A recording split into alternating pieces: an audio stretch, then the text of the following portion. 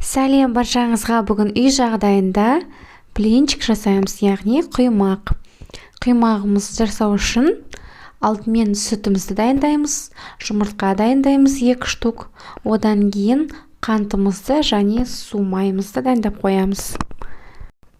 Алдымен 2 жұмыртқаны сүтке жақсылап венчикпен араластырамыз және ұнымызды кішкенеден қосып отырамыз. Осылай біркелкі етіп араластырамыз. Түйіршік қалмау керек, яғни біркелкі қоймалжың болу керек. Негізі құймақ жасау өте оңай. Тек қана құрамын ровно грамдармен салсаңыз, өлшемдермен бірге салып шықсаңыз, онда құрамы біркелкі сұйықтық өте керемет шығады. Тек аласта дайын болған сұйықтықты табаға, яғни сковородкаға қора берсеңіз болады.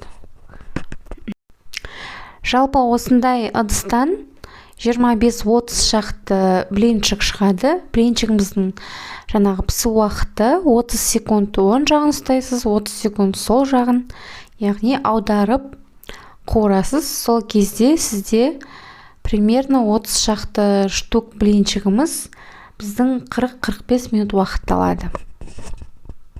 Миксермен араластыруды ұмытпаймыз. Бұл жерде миксер біздің сұйықтығымызды біркелкі жұмсақ етіп жасап береді. Миксерімізді үлкен жылдамдықта араластырамыз. Одан кейін су майды құйып, венчикпен тағы бір мәрте араластырып, біркелкі сұйықтыққа келтіреміз. Одан кейін кішкене сыңдау деген кезде миксермен тағы да бір мәрте айналдырып алсаңыз болады, араластырып. Сонда өте жабысқақ келеді және өте сұйық болып келеді. Ас содасын салуды ұмытпаймыз. Ас содасы кішкене біздің блинчигімізге түс береді. Сондай қоңырқай түс береді және біздің блинчиктарымыз арасы тесік болып шығады, яғни ажур сияқты болып шығады. Өте дәмді және әдемі болып шығады.